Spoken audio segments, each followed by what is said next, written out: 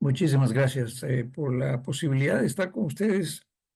Quiero pedirles que por favor disculpen si hay algún ruido que pueda interferir con nuestra exposición. Yo vivo muy cerca de una congregación católica que hoy día tiene un culto en la calle, de manera que hay un ruido por ahí que quizás ustedes van a escuchar. Lo segundo es que para estar en el tiempo asignado, eh, algo que no suelo hacer, pero he escrito lo que voy a compartir con ustedes, de manera que voy a estar apoyándome en los materiales que he escrito, ¿no? Quiero desarrollar 3 o 4 cosas con ustedes dependiendo del tiempo que me alcance. Estoy controlándome para estar en el tiempo exacto. Primero, quisiera hacer una aproximación sobre lo que yo personalmente, no solamente por mi experiencia, sino por lo que he podido comprender de algunos otros maestros con mucho más trajín que nosotros, sobre lo que podríamos entender por la espiritualidad dentro de una pastoral. En segundo lugar, quisiera apoyarme en algunos desafíos que la sociedad contemporánea trae, no solamente para la iglesia, sino para nosotros como individuos. Si es que el tiempo está acorde a lo que estamos calculando, me gustaría después, en tercer lugar, hablar un poco sobre el perfil académico de nuestro tiempo, por el que me parece necesario, dado que ustedes están inmiscuidos con la vida universitaria. Y después entrar entonces a Jesús como pastor. Y si nos alcanza tiempo, hablaremos algo sobre Pablo y su concepto pastoral. Pero en todo caso, quisiera advertir que va a depender mucho del tiempo. Quisiera saber a estas alturas, pues se me ha ido la figura, que si me están escuchando, lo cual es más importante. ¿Me están Sí, lo escuchando? escuchamos, sí lo Ok, escuchamos, hermano. perfecto. Ya, a mí por alguna razón se me ha ido en blanco la pantalla, pero si me escuchan está bien. Bien, mire, si nosotros nos abocamos, yendo al primer punto, si nos abocamos al tema de la espiritualidad, eh, yo diría que en primer lugar habría que salvar la distancia de concebirla exclusivamente como un asunto individual. Esto sería una reducción de nuestra aproximación a lo pastoral. La espiritualidad, hasta donde yo puedo entender, entiende, comprende, adhiere 2 componentes importantes. Uno es el de la vivencia propiamente, donde la motivación para la espiritualidad es demasiado importante. Y en segundo lugar, la racionalidad de esa motivación que vendría a ser la función epistémica de nuestra fe, es decir, cómo entendemos nuestra fe. Um, La modernidad, que está asignada por el tema de la globalización, hoy día más conocido como mundialización, ha despertado diversas espiritualidades no necesariamente cubiertas por la razón. Por eso es que hay una gran confusión en el ámbito cristiano en la que se asume que son tiempos de un despertamiento de la religiosidad, de la espiritualidad y de la fe, lo cual infortunadamente no es así. La globalización trae consigo conceptos distintos de espiritualidad que no necesariamente están cubiertos por una umbrella, por una cubierta de racionalidad. La sociedad que tenemos, una sociedad de aceleración, de riesgo, de incertidumbre, como le queremos llamar, o una sociedad líquida, como lo dice Bauman. Eh, en una sociedad de esta naturaleza, los cristianos lo que suelen hacer es enfrentarla pastoralmente como una lucha, como una transformación, como una guerra, no necesariamente unificadora, porque hay pastorales que a veces son disruptivas, conflictivas, que van al vacío y que son confrontativas. No ese es el modelo que nosotros queremos seguir, pero evidentemente tenemos que tener en cuenta que no todas las pastorales que tenemos en el ambiente necesariamente son eh, actuantes en correlación con las cosas que nosotros creemos. Eh, Obviamente que hay pastorales que se adecúan al mercado, hay pastorales que se adecúan perfectamente a la compra y venta de espiritualidades, a la compra y venta de razones, entre comillas, de fe, que son cosas que nosotros no podemos aceptar. Así que las religiones en general, incluyendo la nuestra, no necesariamente son expresiones auténticas de espiritualidad. Basta dar una mirada a los profetas para darnos cuenta de que eso es un tema viejo, conocido y que nos acompaña.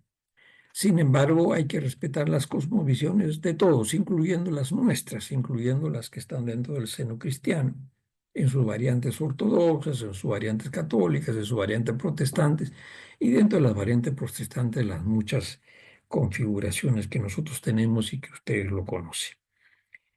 Ah, Nosotros podríamos afirmar con mucha propiedad en tiempos como los que vivimos que no vivimos nuestra pastoral ni nuestra espiritualidad de manera apocalíptica, eh, sino que la vivimos de forma escatológica, que es muy distinto. Es decir, una cosa es vivir el día a día con esperanza y otra cosa es vivir día a día simplemente por un juicio, por el temor y por un sentimiento de culpa. Así que pastores podemos encontrar de varias maneras, por lo menos de tres maneras. Podemos encontrar pastores dentro del ambiente universitario o fuera de él que quieren hacer pastoral de buena fe. En primer lugar, aquellos que son vocacionados. En segundo lugar, aquellos que son, como la Reforma nos ha enseñado, somos sacerdotes universales, somos sacerdotes para todos, somos entre nosotros, practicamos entre nosotros el sacerdocio universal en Jesucristo, pero también podemos ser pastores sin asignación, sin pertenencia, digamos, en propiedad al sacerdocio universal. Y de eso podríamos hablar mucho por asimilación de la subjetividad, eh, ah, por reclamación de nuestros prójimos, ¿no? ¿Cuántos casos hay entre nosotros de gente que es pastora sin necesariamente haber sido convocada, sin necesariamente ser asignada, sin necesariamente ser instruida, ¿no? Ahora quisiera referirme, tomando muy en cuenta a alguien a quien yo aprecio muchísimo desde muy joven, John Stott. John Stott tiene en este libro, que ojalá lo puedan ustedes mirar y tener también, ah, esta obra se llama El cristiano contemporáneo, un llamado urgente a escuchar con los dos oídos. El cristiano contemporáneo en inglés tiene otro nombre, pero bueno. Dentro de las varias cosas que en este trabajo universalmente conocido da, él dice que debemos, para un acercamiento al tema pastoral, deberíamos tener por lo menos en consideración tres grandes desafíos. El primero es el desafío de que entendamos que la gente hoy en día está a la búsqueda de una trascendencia. Voy a referir una anécdota, lo he dicho muchas veces, pero me parece en lo que concerniente a mi propia experiencia de mucho valor que quizás pueda ser ilustrativo para ustedes.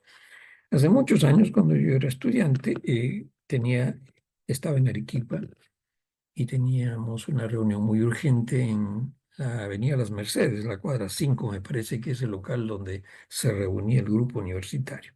Yo estaba muy apurado por razones de la hora y tenía que caminar 5 cuadras de parte del centro mismo de la ciudad a esta calle de Las Mercedes. Estaba corriendo y cuando pasé por la cuadra 3, en la cuadra 3 estaba una iglesia católica. Era bastante temprano en la mañana y yo iba muy turbado por las muchas responsabilidades que tenía en ese momento en el movimiento. Yo era el presidente del movimiento en ese momento. Eh, y pasando por la cuadra 3 escuché un arpegio una armonía, una escala cromática de una belleza inusitada que salía de un órgano, de esos órganos Hammond que hay en Arequipa. Y sentí una atracción muy fuerte, a pesar de mi apresuramiento, de mis urgencias. Y no puedo explicar cómo fui llevado, en medio de mis urgencias, fui llevado a la iglesia, al templo católico, y me senté en la última banca. No había nadie. Era el organista del templo que estaba ensayando alguna música de Bach o algo parecido. Pero el ingresar al templo a esa hora, a solas, me dio una experiencia que los psicólogos llaman una experiencia ominosa, es decir, una experiencia trascendente. Nuestros templos evangélicos protestantes, infortunadamente, su arquitectura no está diseñada para una experiencia ominosa. Y lo que es más, a veces las convertimos en un mercado por nuestra tertulia, por nuestro hablar, por nuestras gritas, ¿no? Pero los templos católicos todavía conservan una experiencia de carácter ominoso que produce recogimiento, concentración, atracción. Cuando hablamos de trascendencia, hablamos de aquellas experiencias como estas, que podrían darse en otros planos, en el arte, en la poesía, en la cultura, en la vida académica, en cualquier cosa. Es una época de redescubrimiento de lo sagrado en medio de lo pagano, de la búsqueda de orden en medio del desorden. Hoy en día, no solamente los estudiantes, sino la sociedad en general, anda a la procura de este redescubrimiento, de la búsqueda del temor de Dios. Y, como diría Víctor Frank, a la búsqueda de la presencia ignorada de Dios. En segundo lugar, dice Stott que tenemos que tener en cuenta para nuestra pastoral que nuestra sociedad anda a la búsqueda de significación. El mundo moderno llega a reducir y destruir la significación personal. Y a través de la tecnología, a través del reduccionismo científico, a través del mundo, que ha convertido Pero a ahora con Juventus ya no las asiste mejor. cosas en mucho más importante que a las personas. Eh, Esta referencia al redescubrimiento de la necesidad de significado ha llevado a pensadores como Freud a descubrir la voluntad de placer, a Adler a descubrir la voluntad de poder, a Víctor Frank a descubrir en la conducta humana la voluntad de significado, la voluntad de sentido, como dice su obra mayor. Así que en nuestra pastoral, dice Stott, hay que tener en cuenta esto. Primero, la necesidad de que la gente anda a la búsqueda de trascendencias, de experiencias ominosas. Y en segundo lugar, la búsqueda de significado, es decir, la búsqueda de cualificar la calidad de personas. En tercer lugar, la gente hoy en día anda a la búsqueda de comunidad. La búsqueda de comunidad hace que la sociedad contemporánea esté buscando una sociedad genuina donde el sentido auténtico del amor en tiempos de desintegración social sea real. Hace muchos años estuve en una congregación evangélica, carismática, en Londres, y donde todo el mundo iba con instrumentos, una iglesia muy hermosa en cuanto al cántico, a la liturgia, a la forma de expresión del culto. Y como hay en muchas de estas iglesias que tienen una liturgia muy especial, hay un momento en el que se le pide a la gente que se abrace, que se salude, que se dé la bienvenida y que somos una comunidad, etcétera. Muy bien, eso pasa. Cuando termina el culto, se produce este hecho muy sociológico y muy contemplativo también, de que podríamos decir calabaza, calabaza, cada quien a su casa. No te conozco. Esta es una experiencia de desintegración que no tiene nada de comunitario, sin embargo, se verbaliza la comunidad. Hoy la sociedad necesita de la recuperación del sentido de comunidad, no solamente de la búsqueda de trascendencia, no solamente de la búsqueda de significado, sino también de la búsqueda de este tema de la comunidad. Yo he estado en congregaciones, no solamente en el Perú, sino en muchas partes del mundo, donde las congregaciones tienen cultos especiales para las gentes que tienen dialectos, que tienen otros idiomas, que como en nuestro caso, hay todavía congregaciones que tienen cultos en quechuas en zonas urbanas, y en zonas que no son urbanas, rurales, hay cultos en castellano. Hay congregaciones que todavía tienen sus cultos religiosos en un idioma que no es necesariamente el de todos ni el más popular. Eso es parte de la recuperación de la comunidad. Ahora, nos toca a nosotros tomar en cuenta cada vez que tengamos enfrente nuestro deseo de manejo pastoral. Voy a dejar el tema de la pastoral o el perfil de nuestro tiempo por razones del tiempo y me voy al tema de Jesús como pastor. Quiero advertir y tomar en cuenta que he encontrado en este autor, Jorge Aleón, un psicoterapeuta cubano muy conocido en los años 70 y 80. Desde mi punto de vista, no ha habido ningún trabajo que se haya escrito que se le acerque a la talla de envergadura de este trabajo, de quien estoy tomando las ideas fundamentales y sobre las cuales voy a hacer un comentario. Dice Jorge Aleón que el ministerio de Jesús podría calificarse en dos funciones. Los que de ustedes son de ciencias sociales sabrán de que el funcionalismo es una escuela de pensamiento que se arregla con ocasión de lo que sirve para algo. Lo que no sirve para algo no es funcional. Esta figura de qué función tiene el ministerio de Jesús, algunos lo toman, se dice Jorge León, de dos maneras. Una es como predicador, y de ahí viene lo carismático, la proclamación, y otros piensan de que el ministerio de Jesús es terapéutico. Y cuando mi yerno es griego y entonces estuve conversando con él el otro día para preguntarle el origen semántico de la palabra terapéutico, viene de un origen griego que significa cuando menos dos cosas.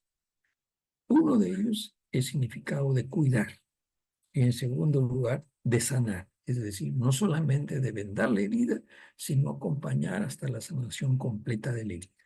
Estoy hablando, cuando hablo de herida, no hablo de una herida física, sino de una herida que podría ser emocional y nosotros podríamos decir espiritual. El ministerio de Jesús toma muy en cuenta en su pastoral de que todo árbol que no lleva fruto es cortado. Ustedes recordarán el tema de la vid, la vid y los pámpanos. El pámpano que no está adscrito a la vid en Jesús muere.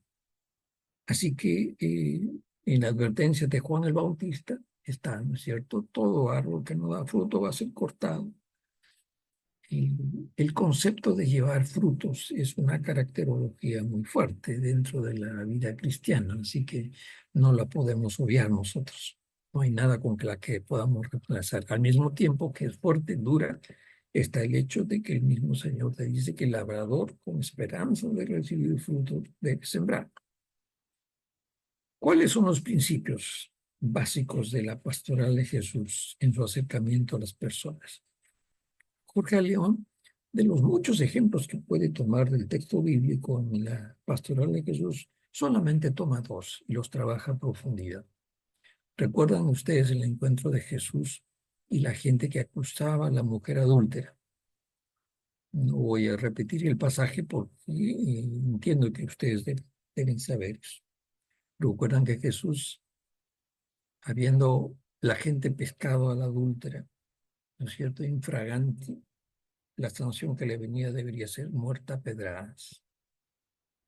Jesús, con su dedo, escribe en el suelo, sabe Dios qué cosas no sabemos, pero es evidente que parece que él pone ahí todo el currículum vitae de todos los fariseos y saduceos que lo acusaban y los escribas.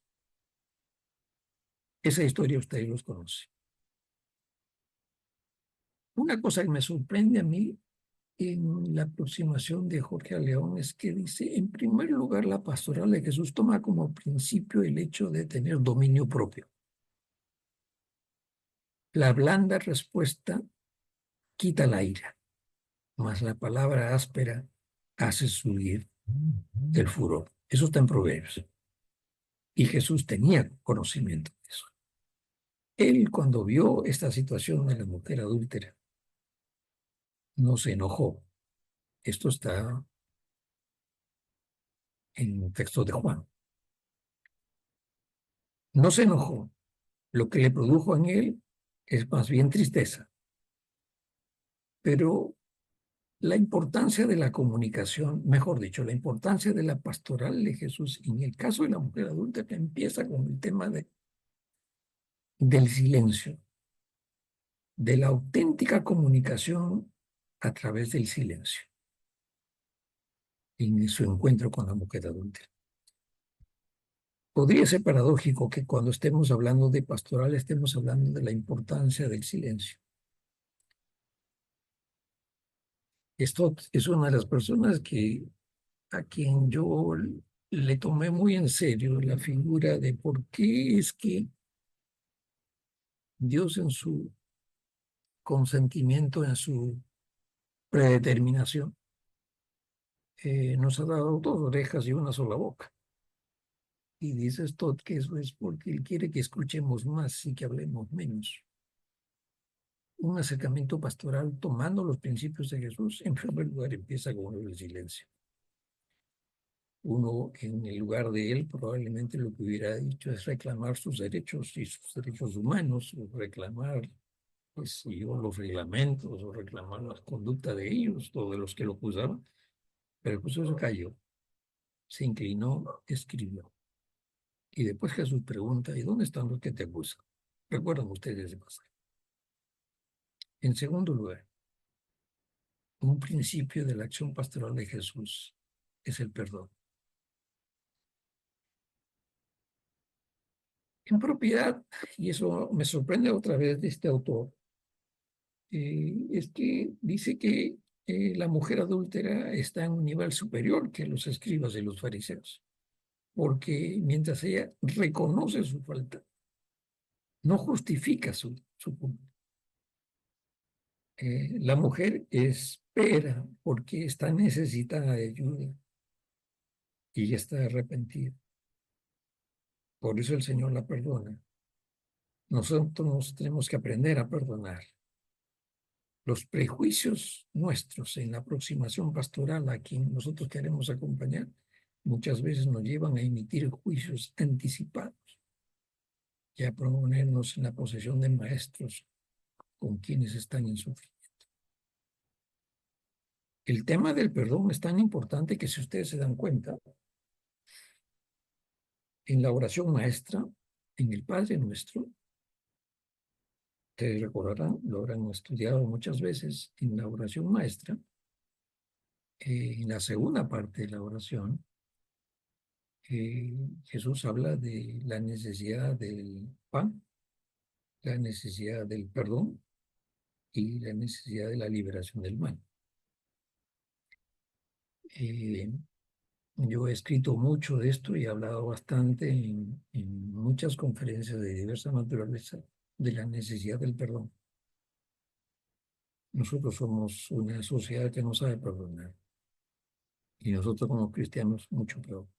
El perdón es falta de justicia, por si acaso, pero tantas comisiones de la verdad, de la reconciliación y del perdón se quedan en nada, porque nuestra manera de enfrentar el tema del perdón eh, no es necesariamente acorde a lo que Jesucristo nos ha enseñado. En tercer lugar, un principio de la pastoral de Jesús es que Él ama a las personas sin prejuicios. Y este es el caso de la mujer samaritana. Ahora, no hay tiempo para estar agarrando el texto bíblico y mirarlo con mucho cuidado, pero ese es un pasaje que ustedes seguramente lo conocen también bastante. La historia de los samaritanos viene del asunto de Efraín, o sea, es una historia larguísima y compleja. Lo cierto es que los judíos y los samaritanos no se podían ver. Y es a propósito, pedagógicamente hablando, de que Jesús muchas veces utiliza la figura del samaritano y de la samaritana para hincar a los judíos. Y Jesús venía del norte, tenía que pasar por una ciudad que se llamaba Sicar, que en el original se sabe que Sicar era la ciudad de los borrachos. Y cómo era posible que Jesús mandara a sus discípulos a buscar pan a la ciudad de los borrachos. Podía mandar a cualquier parte, menos a una ciudad contaminada, que no se podía juntar con los judíos. Pero había una intención pedagógica, evidente. Se encuentra con la samaritana y Jesús pide de beber. Eh, Jesús no desprecia a la mujer, no desprecia a la samaritana, ni por su etnia samaritana, ni la desprecia por su carácter de ser, por su género, por ser mujer. Eh, los prejuicios destruyen la vida. Los discípulos no deberían, inclusive según su costumbre, ni siquiera comprar un pan, porque los panes comprados a los samaritanos era como comer cerdo el día del sábado. Los contaminaba supuestamente. El amor de Jesús en relación con la samaritana muestra un asunto de la liberación de prejuicios. Bueno, la historia es más larga y las conclusiones que uno puede sacar también son más largas. Para los efectos de esta exposición menciono de que junto con el dominio propio, junto con el perdón, está el tema de la liberación de los prejuicios. Y sobre esto, permítame leer una anécdota. Yo fui pastor de una congregación local por 2 años, pastor honorario, y me tocó en una oportunidad dirigir la Santa Cena. Y no sé cuál es la tradición de ustedes en vuestras comunidades, pero en la nuestra, el que dirige la Cena del Señor tiene un momento especial en la que pide a la congregación que si alguien tiene algo contra su hermano, si alguien tiene algo que manifestar, si alguien tiene un testimonio que dar respecto de una desequilibrio de su vida o una falta en su vida, un pecado para llamarlo propiamente, que se levante y que lo diga. Y bueno, nadie se levantaba hasta que de pronto vi a un japonesito, un nuevo creyente que levantó la mano y pasó adelante. Y yo vi la cara de morbosidad de la congregación por esperar a ver qué escándalo nos trae a la congregación. Y se pelaron fríamente porque el japonesito salió adelante y dijo, hermanos, como ustedes saben, yo me convertí al Señor. Y el último domingo no he venido a la congregación porque me fui al hipódromo a jugarme un vale triple. No sé si ustedes saben lo que es el vale triple. El vale triple es una apuesta al cabo. Cuando el japonesito terminó de hablar eso, yo vi el grado de frustración, de desencanto, porque la congregación esperaba que se hablara de un pecado escandaloso, ¿no es cierto? Ahora, no sé de dónde sacamos eso de que la fornicación, el adulterio, la deslealtad, etcétera, son cosas más graves que la mentira, que la envidia, que la falta de donar, que la falta de ofrendar, etcétera. Esa es una graduación que no es evangélica, es una graduación muy diabólica, ciertamente. Pero bueno, eh, eso está conectado con este hecho último que he mencionado de los prejuicios y también de la manera en la que nosotros nos aproximamos a las personas en relación a sus propias faltas. En cuarto lugar, Jesucristo tiene un concepto dinámico de la vida en general. Eh, los creyentes no deben tener ningún temor al cambio. Fíjese que en el pasaje de la samaritana está queriendo sacar agua de un pozo y se entera, se encuentra con Jesús, se da cuenta y le dice, bueno, que tú eres judío, yo soy samaritana, ¿por qué me pides? Pero no solamente eso, sino también le dice, mira, nuestros padres adoraban aquí, otros dicen que adoran en Jerusalén. ¿Cuál es el lugar correcto? Eh, este es un caso típico de desviación de la atención. si ustedes quieren, una cortina de humo, ¿no? Eh, Jesús está pensando en el agua de manantial. Eh, no es un... Jesús está muy claro de que los paños nuevos no se ponen, mejor dicho, no se puede poner el remiendo nuevo en paño viejo. Eh, no se puede poner vino nuevo en odres viejos. El manantial es la nueva espiritualidad que busca en la samaritana. Y por eso el pastor de nuestro tiempo, el que quiere hacer un acompañamiento pastoral, no debe concebir la vida cristiana como una forma conservadora ni reaccionaria de entender las cosas. Eh, Acá está la diferencia de calidad de vida, ¿no? Eh, ah, es demasiado importante de que tengamos un concepto dinámico de la vida. Si ustedes se fijan, por ejemplo, en las evangelizaciones que se narran en el Nuevo Testamento, como dice el evangelista, las cosas que están, hay una economía justa de la palabra en el evangelio. Las cosas no están ociosamente de más. No hay una plusvalía de la palabra, ni tampoco hay una minimización de las cosas sustantivas. Entonces, en ese sentido, los casos que se mencionan de conversión tienen un propósito salvífico, ciertamente.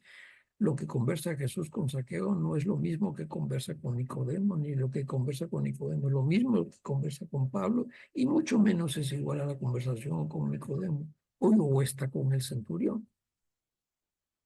¿Qué cosa conversó Jesús con Mateo? ¿Con Zaqueo? No sabemos. Zaqueo, un paria para los judíos, ¿no es cierto? Un traidor, un desleal, lo que usted quiera. Eh, pero después del encuentro con Jesús, Zaqueo da una conferencia en prensa y no habla de una espiritualidad abstracta, no habla de un cambio de vida esotérico, ¿no es cierto? No hay una abstracción de las cosas que ha discutido con Jesús. Él simplemente dice, miren, al que le he robado como dos, le voy a devolver como cuatro, al que le he robado como cuatro, le voy a devolver como ocho. ¿Eh? Si nosotros tuviéramos eso en nuestros líderes, ¿no es cierto? Y ya ustedes saben a quién me refiero, ¿no? Que devuelvan lo que han robado. Esa es una conversión auténtica. Ahora, hay la contraparte de eso, ¿no? Pastor Smith nos contaba hace muchos años atrás, en el mejor momento de crecimiento de la Alianza Cristiana acá en Lima, de que una de las personas que había hecho profesión de fue una prostituta de clase A, o sea, esos que tienen la high class, de la upper class. Y ella siguió asistiendo, pero siguió con su oficio.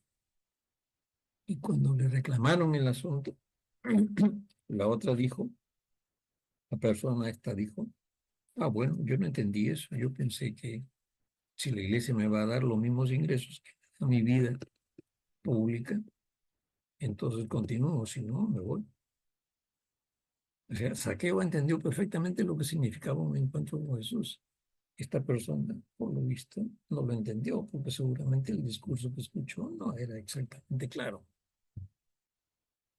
Así que cuando hablamos de que Jesús tiene un concepto dinámico de la vida, estamos hablando también de este hecho de que los cambios que se pueden producir pueden alterar nuestras maneras prejuiciosas y anticipadas de ver las cosas. Pero los creyentes no por eso pueden dejar de hacer una pastoral a tajo abierto.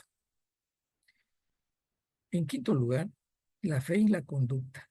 Miren qué interesante que la samaritana en su encuentro con esta disrupción, con esta forma de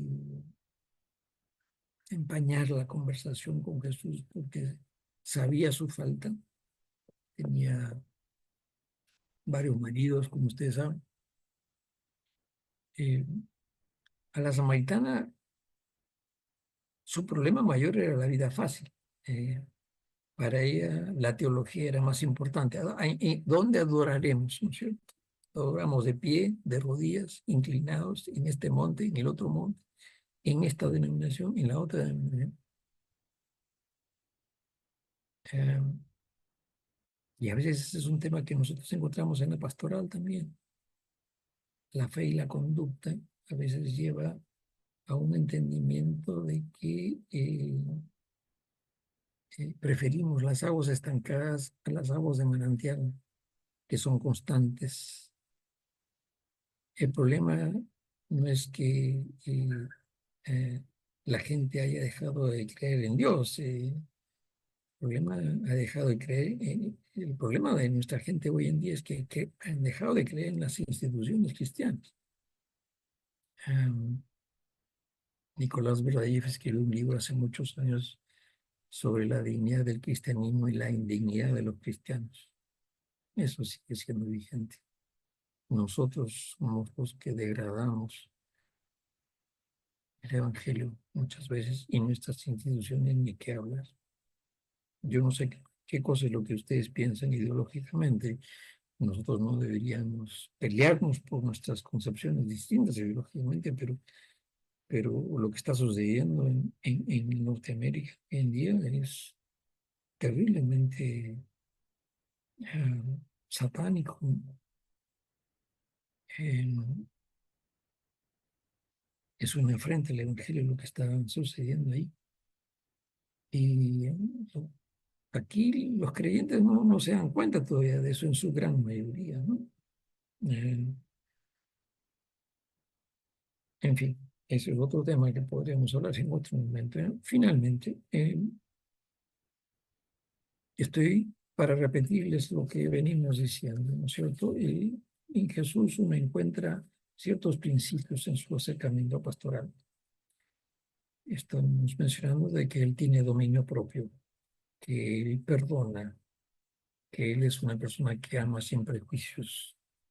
Jesús tiene un concepto dinámico de la vida por medio del cual los cambios que producen las personas y pasar por el manantial de vida no debería asustarnos en la profundidad. Me recuerdo lo que hizo la samaritana. Este es profeta, me ha dicho todo lo que yo he hecho. Y como en el caso de la adúltera, no es que Jesús justifica su vida, sino le dice, anda, vete, no peques más. No la condena. Nosotros no estamos como pastores para condenar a la gente, nosotros estamos para ser como Jesús. El mensaje del manantial es no peques más, pero no hay censura, no hay juicio, no hay prejuicio de nuestra parte. Finalmente, la fe y la conducta, lo que acabamos de expresar, la teología no es tan importante como la vida misma. Yo a veces le ha pasado a ustedes seguramente que están incorporados a chats que no quieren estar. Y yo estoy incorporado en un chat de los hermanos de la congregación. Y cuando se están tratando cosas de una naturaleza, alguien sale con la venida del Señor y los cuadros, las cartografías, las escuelas, y te llenan de eso. Y digo, no habrá otras cosas que hablar, no hay otras cosas que pensar. Es la figura de la samaritana, ¿no es cierto? Ella sabe cuál es su pecado y le sale con el cuento en qué monte debemos adorar, ¿no? Nosotros tenemos otras cosas que resolver y salimos con, bueno, somos premileniales, amileniales, postmileniales. Eso no resuelve ningún problema. Finalmente, Jesús reconoce el misterio del mal. Jóvenes, esto es demasiado importante en la pastoral. Eh, los temas de la pastoral te tienen que llevar al reconocimiento de que el mal es objetivo. El mal no es una influencia psicológica, no es un vientecito que pasa por ahí, no es un cuarto intermedio, tus 5 minutos fatales.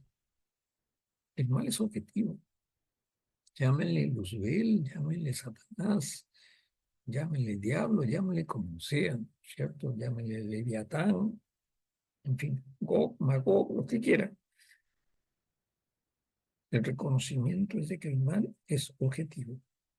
El mal es personal, el mal es estructural, el mal es cósmico. Que no les quede ninguna duda, que cuando están en la asistencia pastoral y el acompañamiento pastoral, sea un estudiante, sea un hermano mayor, sea un hermano menor, sea un par contigo, un par entre iguales. El mal, desde Génesis, en el Nuevo Testamento se dice y en el Apocalipsis se confirma, el mal no ha cambiado de metodología. En otras palabras, el diablo no ha cambiado de metodología. Entra por los ojos, tiene que ver con la carne, y no, cuando digo la carne, no es solamente la dimensión sexual. La carne tiene que ver con las teorías del desarrollo. Y en tercer lugar, el mal tiene que ver con las ansias de poder, el árbol del bien y del mal. Así que cuando estás frente a una persona, cuando estás al costado de alguien a quien tú quieres asistir, recuerda los principios de Jesús. No me queda tiempo para hablar sobre Pablo y el perfil de nuestro tiempo. Habrá otras oportunidades, ustedes podrán leerlos también. Así que yo estoy en el tiempo que me han asignado, lo dejo aquí, entonces me gustaría escuchar vuestras preguntas con mucho gusto. Infortunadamente yo soy un analfabeto informático y por alguna razón la pantalla se me ha blanqueado. Así que espero que me hayan escuchado y que pueda yo escuchar también vuestras voces para poder contestar si es pertinente. Hasta aquí entonces mi exposición y espero vuestra reacción, vuestras preguntas. Gracias. Muchas gracias, hermano Caleb, por la exposición, por eh,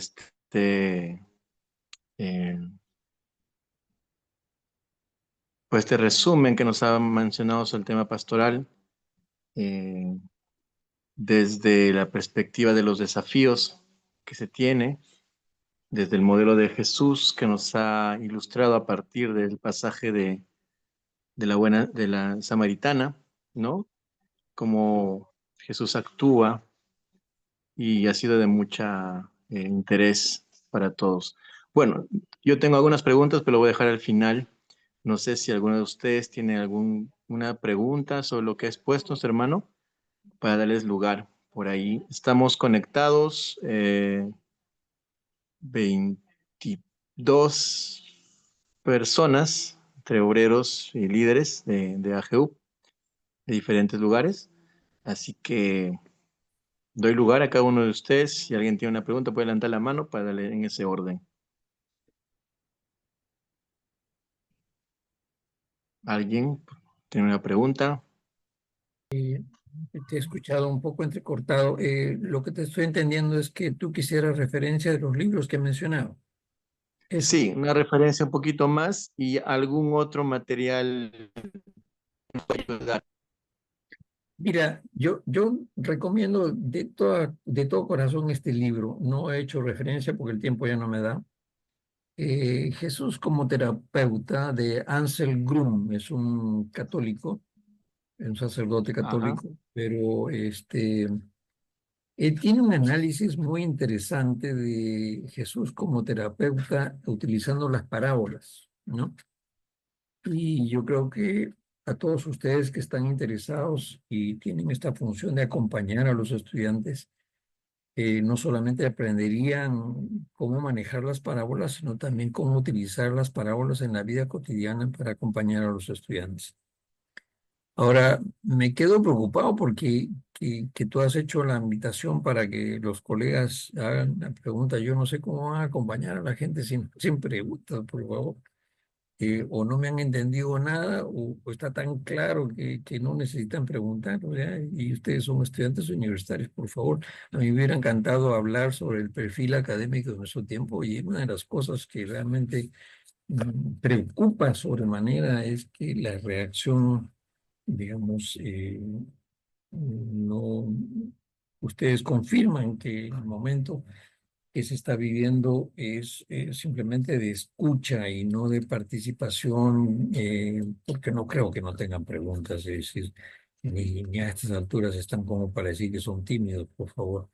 Eh, pero háganlas y lean mientras son estudiantes, lean. Si no leen cuando son estudiantes, miren, cuando tengan familia, cuando estén en el trabajo, va a ser más difícil, mucho más difícil. Así que les animo de todo corazón pastoralmente para hablar en esos términos, que Hay aprovechen una pregunta, hermano Caleb, sí. de Enoc Ricopa de Pucallpa. Ok. Enoc, puede Adelante. ser tu pregunta, adelante. Hola, pastor, buenas noches. ¿Me escuchas? Ujú. Sí, sí, te escucho bien, hermano. Ya, pastor, muchas gracias. Y mira, yo soy obrero de una base de una universidad intercultural, ¿no? Hay varias en la Amazonía, Ujú, ah, y también netamente estudian la mayoría estudiantes indígenas, ¿no? Que vienen de las comunidades y todo ello. ujú. Pero estos últimos años hay un realce, ¿no? A lo que tiene que ver con la cosmovisión indígena o el indigenismo, ¿no? Que muchas veces obvia todo lo que tiene que ver con la fe y la religión, ¿no? Cristiana sobre todo. Y incluso se realza pues las costumbres para allá todo, ¿no? Todo tiene que ver con ceremonias y todo ello. ¿Cómo nosotros como cristianos o como líderes podemos, digamos, compensar eso, ¿no? ¿Hasta qué punto, pues, las costumbres de los estudiantes que vienen indígenas, ¿no? Pues, con el cristianismo podemos, digamos, sobrellevar eso, ¿no? Porque ya desde la universidad, desde los profesores están como capacitados a sobrellevar eso o a sobreexaltar eso, ¿no? Y pues eso nos toca en estos últimos años en la universidad, eh, hablar, ¿no? Sobre tanto cosmovisión indígena y cristianismo, ¿no? O sea, estamos en eso lo que tenemos que ver acá, en las universidades que son intercultural sobre todo. Creo que en otras también, pero he visto bastante que se habla acá esto. Muchas gracias. Una preguntita antes de entrar en el tema. ¿Tú qué estudias en la universidad ahorita? Yo estudié y egresé hace 4 años, estudié ingeniería agroforestal. Ah, ok, ok, ya. Mira, yo he estado con mi esposa varios años en lo que era el South American Mission y también la misión suiza en Yarinacocha. He ido para esas capacitaciones de los líderes que venían de todos los puntos cardinales de la selva amazónica de Perú, ¿no? Las fronteras con Brasil, Putumayo, en fin. Y si bien no es mi especialidad, entendí algo de la cosmovisión amazónica fuerte. Y los que, como tú sabrás, venían por 3 meses, 4 meses, a veces medio año, con toda la familia, se trasladaban. Eh, Eran líderes de las congregaciones y con técnicas diversas en las cuales mi esposa es muy especialista, pues, ¿no? Logramos sacar y sonsacar un poco los miedos, los demonios, los fantasmas, las cosas que los pastores mismos concebían respecto de la vida y la sociedad en general. Y me sorprendí que los pastores mismos, muchos de ellos, eso que se llama tunche, pues, ¿no? Y tienen otros nombres en cada lengua, ¿no? Era una realidad en sus vidas. Ellos tenían miedo a pesar de sus convicciones cristianas. Eso refuerza lo que he dicho hoy día, de que el tema del mal es un punto de encuentro para entendernos, ¿no? Así como es el amor, así como es el pan, el tema del mal es un punto de encuentro. A esto los teólogos le llaman claves de hermenéutica, ¿no? Una manera de entrar al mundo de la cosmovisión amazónica, como puede ser las cosmovisiones andinas, en fin, es que, ¿qué entendemos por la vida y por la muerte? Ese es un punto de encuentro, un punto de partida. Eh, Así que yo diría que mi primer consejo es que le presten atención a los pasajes bíblicos que hablan sobre el tema del mal en el texto bíblico. En segundo lugar, a entender cómo nuestras propias culturas entienden la presencia del mal, ¿no? Eh, hay esquemas radicales por los cuales abolen toda circunstancia de contacto con las culturas de su tiempo. Yo no creo eso, no creo que es posible eso. Y si tú te vas a Romanos el capítulo 2, yo no he tenido tiempo para trabajar con el texto bíblico, eso, pero Pablo habla muy seriamente de que quién eres tú para juzgar la manera como la gente entiende su fe.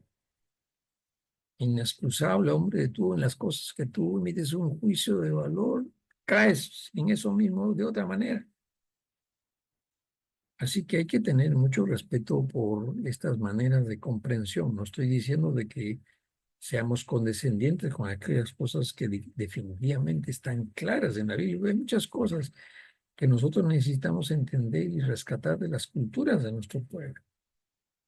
Eh, yo no soy un especialista en el mundo amazónico, pero de lo que yo he podido entender durante las veces que hemos estado nosotros con las comunidades indígenas y sus líderes, algún sentido de esperanza, algún sentido de paz, un pintaje nuevo de lo que es la cosmovisión cristiana, les ha ayudado porque hemos incorporado estos temas del pan, de la necesidad del pan.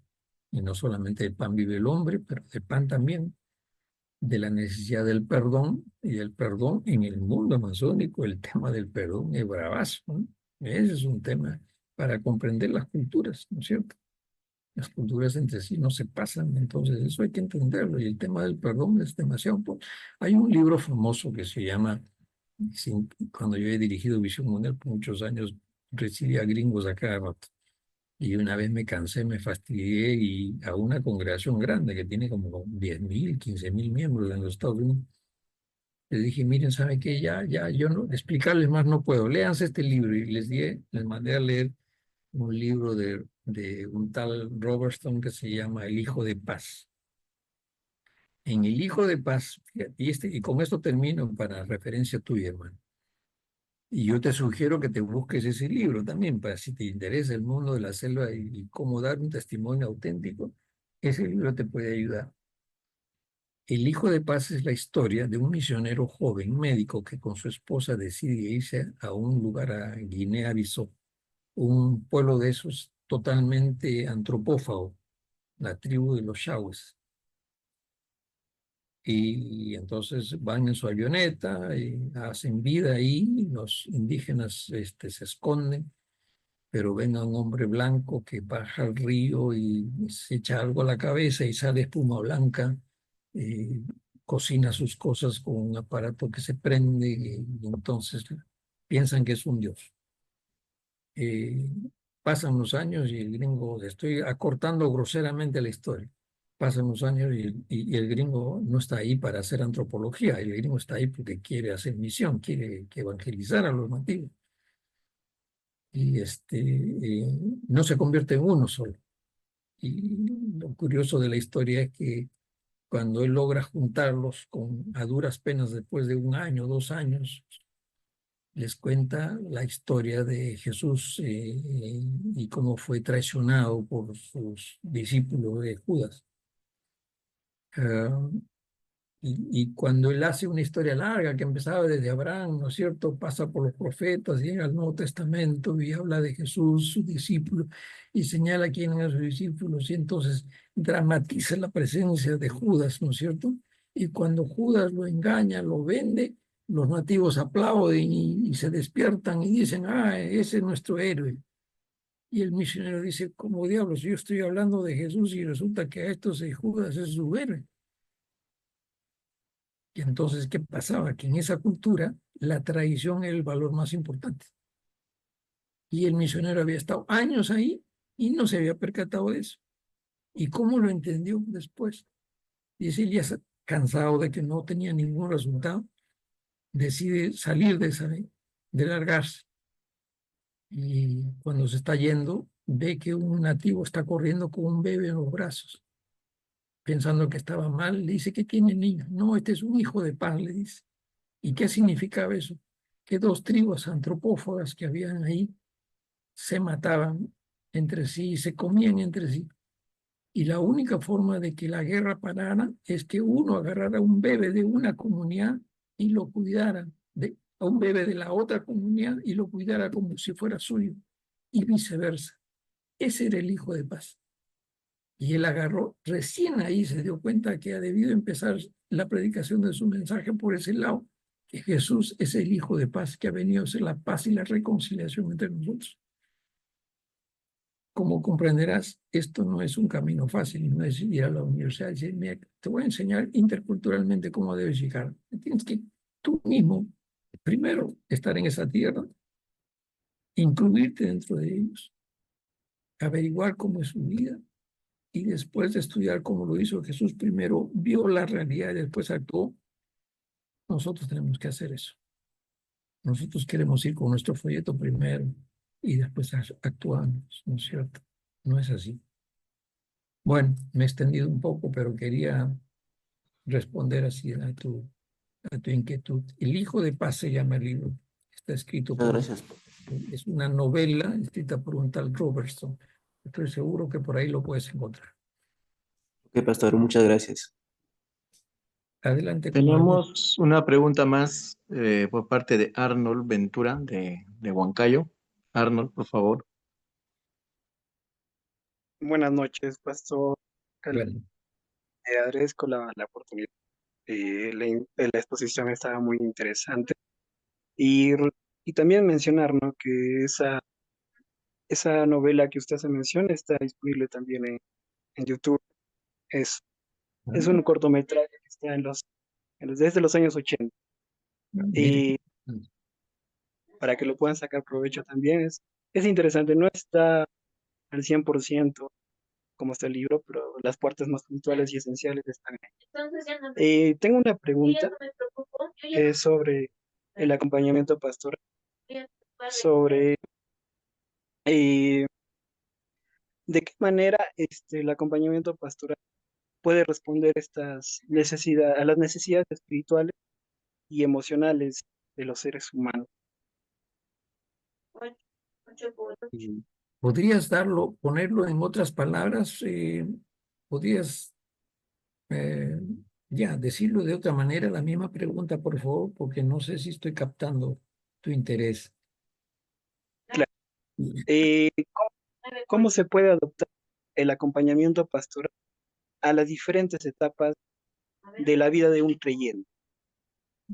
Si bien es cierto, nosotros como tenemos la necesidad espiritual, como usted lo hizo mención con la parábola, bueno, con la historia de Jesús, con la samaritana, nosotros como etapas de los creyentes, ¿cómo podemos adaptar este acompañamiento pastoral? O diferenciar la necesidad espiritual y emocional del ser humano. Sí, bueno, te agradezco por la pregunta, Arnoldo. Arnoldo, perdona, un paréntesis. ¿Tú eres familia de los Ventura, de Huancayo, de José, de Samuel? No, no, no. No, Ellos no. creo que son egresados del UNSP, si mal no recuerdo en la historia. Son del Tambo, sí. Ok, ok. Han sido pioneros de la obra estudiantil allá en Huancayo. Bien, mire, hermano, yo no he tenido tiempo de hablar sobre la pastoral en Pablo, pero Pablo tiene una respuesta, ¿no? Podrían haber otras quizás. Pablo en Gálatas hace mención de dos figuras, también lo consulté con Guillermo sobre los temas griegos, ¿no? Eh, Dice que nosotros que somos espirituales, no es que Pablo sea cachaciento, pero está diciendo ustedes que son espirituales, en otras palabras, los que pertenecen al cuerpo de Jesucristo y que son viejos, son mayores, ya no toman leche, sino ya ahora comen frijoles. Le dice, ustedes que son espirituales tienen que sobrellevar la carga de los que están en necesidad. Una característica de la función pastoral es que tienes que apoyar la carga de aquel que está en necesidad. Esa es una forma. Cualquiera sea su edad, cualquiera sea su cultura, cualquiera sea su grado académico, cualquiera sea su etnia, donde te encuentres. La línea apostólica en Pablo, por lo menos en cuanto a este tema pastoral, es hay que sobrellevar. Pero en segundo lugar, en el versículo siguiente, Pablo dice, pero miren, una cosa es que tú sobrelleves, pero tú no puedes ser como la mamá nodriza, como la mamá gallina, ¿no es cierto?, de todo el tiempo proteger sobreproteger a la gente. Si hay entre las personas que están presentes aquí algún psicólogo, entenderá perfectamente que no se puede ser mamá gallina todo el tiempo porque se hace un daño. A continuación, Pablo dice, pero cada uno tiene que llevar su propia carga.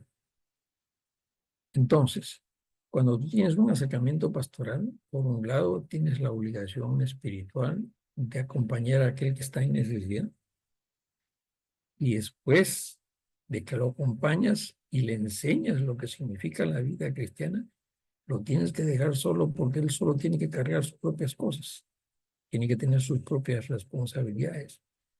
Así que en general esas son las claves, digamos, maestras, ¿no? El creyente es alguien que pastoralmente, por un lado, aquieta la crisis y en segundo lugar la disturba, es decir, la pone en jaque porque le dice, bueno, ahora te toca a ti, ¿no es cierto? Y te deja, la pelota está en tu cancha. Y eso es lo que tenemos que hacer en la vida ordinaria, pastoralmente hablando. Ahora, ¿qué estudiante no tiene necesidad de afecto? Es decir, lo que hemos hablado en lo que yo me estoy mencionando. El estudiante tiene necesidad de significación, tiene necesidad de reverencia, tiene necesidad de comunidad. Y eso se lo puede dar aquel que se acerca a él pastoralmente.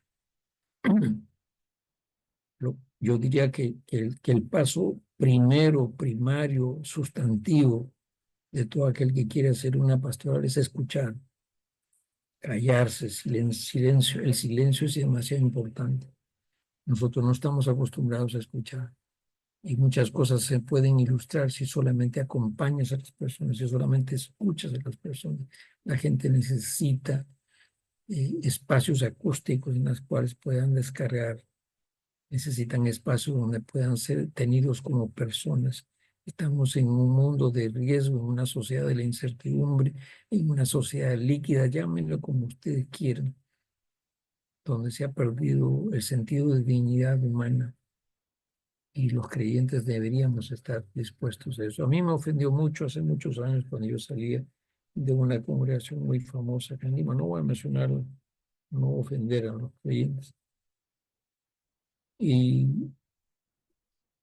yo, bueno, conozco buena parte del Perú, ¿no? Y conozco mucha gente. Entonces, ese día cuando terminó la exposición bíblica, como es costumbre, estuve en la puerta despidiendo a los hermanos y es común que la gente se junte con los que son sus conocidos, con los que más les agrada, con los que tienen más interés. Eso es claro, no todos en el movimiento vienen por la proclamación de Ageu, por qué es Ageu. Viene a buscar parejas, viene a pasar un momento, a pasar un tiempo de relax. O sea, eso es decir que no es así, es mentirse, engañarse. La socialización es parte de la vida y eso lo entienden perfectamente los estudiosos del grupo, ¿no? Pero hay, como toda buena semilla, también hay excepciones, por supuesto. Así que lo que yo te menciono en relación con esto es de que eh, tenemos que en primer lugar escuchar y escuchar profundamente. Y una vez que escuchas, tendrás un diagnóstico mejor de por dónde puedes encaminarte, ¿no? Y ya sabes, hay que sobrellevar, pero también dejar la carga, ¿no es cierto? Hay que perdonar, hay que no ser prejuiciosos, hay que tener, bueno, todos los principios de los cuales que hemos hablado. Esto en general es lo que yo te puedo mencionar, hermano, y gracias por tu intervención. Hay una persona más que creo que quiere intervenir. Adelante, por favor. Sí, Lisbeth, por favor. Sí, buenas noches, hermano Caleb. Se me logra escuchar bien, ¿verdad? Te escucho bien, sí. Sí, acerca de lo que justo preguntaba este hermano Arnold, ¿no? Quisiera que de repente pudiera explicarme cómo es que podría hacer un acompañamiento pastoral en estas dos situaciones, ¿no? La primera, le comento, ¿no? Que en mi CBU, uno de los integrantes, ¿no? Recientemente perdió a su hermano menor, ¿no? Falleció. Y me preguntaba cómo es que yo podría, o el grupo, ¿no? Más la comunidad, ¿no? SBU, acompañarlo en este tiempo, como recientemente hemos ya ha regresado a clases de manera presencial, ¿no? Cómo hacerle sentir que no está solo, ¿no? Además, bueno, la segunda situación es similar en el caso de los chicos que vienen de provincia a Lima, ¿no? A estudiar solamente y de repente viven solos, algunos viven con sus familiares, tíos, ¿no? Y no tienen una iglesia donde congregar, porque congregaban ¿no? En provincia, ¿no? Donde ellos vienen. Entonces, ¿cómo podríamos nosotros también hacer ese acompañamiento, ¿no? Yo lo que de repente he estado haciendo es animarles a que pueda buscar una iglesia cercana, pero quisiera saber qué más se podría hacer, ¿no? En comunidad, ¿no? Hacer ese acompañamiento, ¿cómo se podría realizar, hermano? Mira, sobre lo segundo, yo te sugeriría algo que yo he practicado, o sea, no te estoy dando una sugerencia en el aire, sino algo que he practicado y lo aprendí de mi madre, ¿no? Mi madre era una persona que no tenía cultura, pero tenía un corazón pastoral inmenso. Lo que tiene que hacer el grupo es que tiene que acompañar a la persona a que busque una iglesia, no solamente decirle, anda por acá, mira, hay iglesias acá y le das las direcciones, no, tienes que acompañar. Y tú mismo te tienes que sacrificar. Bueno, yo no sé si es un sacrificio, pero le llevas a un lugar para ver si ahí se siente más cómodo, se siente más realizado, se siente más en familia, si encuentra comunidad, si encuentra significado, si encuentra pertenencia.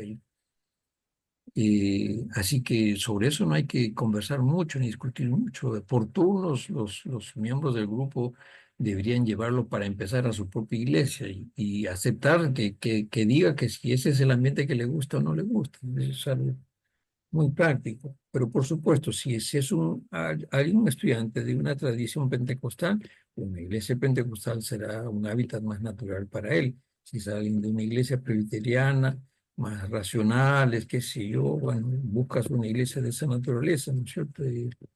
Si hay algún católico, yo he tenido en CBU nuestro, en la época que yo era estudiante, hemos tenido estudiantes católicos y a veces yo he ido a la misa con ellos y él es un cura muy famoso ahora, ¿no? Así que no hay escapes a eso, es una solución relativamente sencilla, ¿no? Es una decisión que toma tiempo, que te va a tomar energía, pero es un esfuerzo que si es que quieren hacer realmente un trabajo de conjunto pastoral, ustedes tienen que tomar la iniciativa. Sobre lo primero es un tema que afecta mucho. Hoy día yo me he sentido muy afectado porque no sé si ustedes saben, Mario Vargas, yo he sido una persona muy cercana a la familia de Vargas Llosa, al segundo hijo, ¿no? Y he seguido, aunque he discrepado mucho con la posición de Vargas, a mí me ha afectado mucho la muerte de él. Eh, Realmente me descuadro, ¿no? Me descuadro. Yo moría por los libros de Vargas Llosa y cuando era estudiante amanecía leyendo los libros de Vargas Llosa. Así que me ha afectado mucho. Pero para remate de males, hoy día temprano leo los periódicos y encuentro que ha muerto Álamo Pérez Luna. No sé si ustedes saben quién es, un periodista joven, ha muerto a los 60 años, 60, 61 años. Un periodista que hizo en sus buenos momentos, ¿no? Hizo una gran televisión. Hoy día la televisión es una porquería, ¿no? No tenemos gente de nivel realmente. Y, y Álamo era una excepción. Y me llegué a encariñar tanto con él porque cuando yo dirigí el área de derechos humanos del Concilio, nosotros defendimos muchos casos graves, delicados, de gente que estuvo presa por terrorismo, que eran creyentes, pastores, líderes. Y Álamo fue un aliado de nosotros. Yo he estado en las cárceles con Álamo y Álamo me ha entrevistado en más de una oportunidad y hemos logrado sacar a mis hermanos de la cárcel varias veces, ¿no? Y el remate de males es que él ha muerto de un cáncer al riñón. Y yo tengo un mal en el riñón y me he sentido mal, ¿no? El tema de la muerte, el tema del acompañamiento a las personas que de pronto pierden un hijo, una esposa, un familiar, un ser querido. La pregunta inmediata es: ¿y por qué yo? ¿Por qué no otros? ¿Dónde está Dios? Esas son preguntas que no tienen respuesta. Yo no las tengo. Yo no puedo entender. Es bien fácil decir, bueno, es que es el designio de Dios, ese es el consejo anticipado de Dios. Sí, seguramente, no es que seguramente, es el consejo anticipado de Dios, es su voluntad. La pregunta es, ¿quién entiende esa voluntad? Entonces hay cosas que se aceptan, como se dice en filosofía, se aceptan axiológicamente, se aceptan por la fe. Pero aceptar por la fe se necesita una madurez, se necesita un crecimiento. A la fe no es tirarse a la piscina para saber si el agua es mojada. La fe es un proceso, de manera que no hay una respuesta fácil para eso. Yo lo que haría es acompañar a esa familia con gestos no constantes, porque pueden caer carosos también. El que pierde un familiar no quiere saber nada, no quiere estar a solas, hay que respetar la soledad. Pero hay gestos que se pueden hacer. Una nota, una carta, un símbolo, eh, una nota de solidaridad con la familia en sufrimiento, eventualmente prestarse para algún servicio que la familia pueda necesitar. Ahí el grupo puede mostrar realmente que es una comunidad, ¿no? Miren, no sé si ustedes saben la historia, pero nosotros nos llamábamos Círculo Bíblico Universitario. Y círculo sonaba a élite, a un grupo de académicos, ¿no es cierto?, que se reunían para especular teológicamente, para leer libros, que sí. Cuando yo entré al movimiento en fines de los 60, comienzo de los 70, así era. Y entonces, entre varios decidimos cambiar el nombre y le pusimos comunidad, pensando en de que en vez de una cosa de élite, éramos una comunidad de creyentes que tenían que apoyarse unos a otros. Por eso que nos llamamos comunidades bíblicas universitarias. Que lo cumplamos o no ya es otro tema y otra historia, ¿no? Así que yo te sugiero que recuperen en el grupo el sentido de comunidad y que se hagan presentes. No tienen que hacer nada en especial. Nadie les va a dar un consejo. Miren, esta es la manera de llegar a eso. Su presencia, su solidaridad, su consentimiento, su oración. Que la familia sepa que hay un grupo de hermanos que los recuerda, orando por ellos, que están dispuestos a asistirlos en alguna necesidad de ellos. Eso va a ser bastante, más de lo que tú te imaginas. Muy bien, eso es lo que yo puedo decirles. No sé si hay alguien más que quisiera intervenir, hermano. Sí, tenemos Gracias, una hermano. última pregunta de Jonathan y después de la respuesta vamos a orar y todos prenden su cámara para una foto final. Jonathan. Sí, pastor, buenas noches. Le habla Jonathan de Cerro de Pasco. Tengo dos preguntas que justamente nacen de lo que usted comentaba. Eh, Uno es si es apropiado hacer un acompañamiento pastoral a través de redes sociales o mensajes de texto, porque algunos decían no es necesario que esté cara a cara y que puedan ver las reacciones, ¿no? Y no sé qué límites hay en ese aspecto. Y otro también es si es necesario tener una muy buena salud emocional y espiritual para poder hacer un acompañamiento pastoral sin desgastarse, ¿no? Porque es parte de desgastarse. Interesante. Sobre lo primero, miren, ustedes son miembros de una generación que son nativos digitales, ¿no? Y entonces ustedes están familiarizados. Hay un movimiento que se ha levantado en España porque como ahora todo es digital, los que sufrimos son los viejos, ¿no? Que no sabemos manejarnos, especialmente cuando estamos en el banco o en entidades del Estado, qué sé. Y el movimiento que se ha levantado ahí es de la gente mayor, y dice, somos viejos, pero no somos sonsos, así se llama. Eh, Hoy en día ustedes van a quedar obsoletos con el asunto de la inteligencia artificial, así que tampoco crean que saben mucho, ¿no? Eh, Creo que los estudiosos de la conducta humana se dan cuenta en su gran mayoría que las redes sociales han eclipsado muchísimas cosas. Y están recomendando que salgan de eso, que salgan del mundo de las redes sociales. Es tremendamente dañino.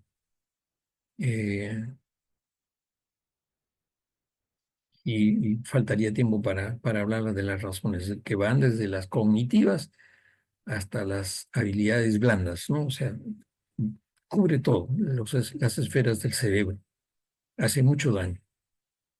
Así que yo no te aconsejaría un acompañamiento pastoral por redes sociales, a menos que sea un saludo pequeño y que no cargues a la gente con textos bíblicos, porque mira, no se lo van a leer, no sé.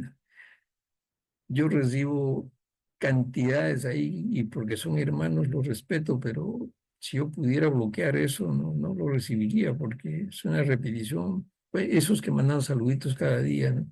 Que tengas un buen día, buen lunes, buen martes, buen miércoles, por favor, eso es una repetición ociosa. Hay otras formas de expresar eso. Así que el acompañamiento no puede ser por redes, el acompañamiento debe ser personal. Que tú hagas un recuerdo en el día de su cumpleaños porque está a la distancia, bueno, se justifica, pero si estás en la misma ciudad, en el mismo, no se justifica un acompañamiento de esa naturaleza, que nadie te va a confiar a ti un tema de profundidad por redes sociales. Eso no me parece. Y sobre lo segundo, sobre el desgaste, mire, hermano, ¿qué cosa es la cruz si no es sacrificio? ¿Qué cosa es la cruz si no es una carga? Pero el Señor dice, te animo. Mi yugo es fácil, mi carga no es pesada. La palabra es muy clara, decirte, no te voy a dar una carga que no puedas llevar. Así que tú eres joven, hermano, o sea, si tuvieras la edad que tengo yo, ya lo pensarías dos veces si te vas a embarcar en asumir la carga emocional de tener a una persona en desgracia y tú teniéndolo como acompañante pastoral. Pero la gente joven debe desgastarse en eso. Y, y esa aflicción está en el libro de la vida, así que anímate por eso, si no son por otras motivaciones, encuentra el gusto. No te digo que te hagas cargo de todos, pero escoge a alguien en particular a quien tú puedas acompañar. Recuerda que la palabra dice que si dos de ustedes se ponen de acuerdo, el Señor hace. Así que te animo a que si es una carga, aun cuando emocionalmente te pueda cargar, aun cuando emocionalmente pueda ser una carga, valga la redundancia, tómala en el nombre del Señor y Él te va a dar las fuerzas, Él te va a renovar las fuerzas. Las promesas del Señor están ahí y Él no es mentiroso para que mienta, ¿no? Muy bien, muchas gracias, jóvenes. Les agradezco mucho por su interés, por su tiempo y que les vaya bien en todas las cosas que ustedes hacen. Adelante.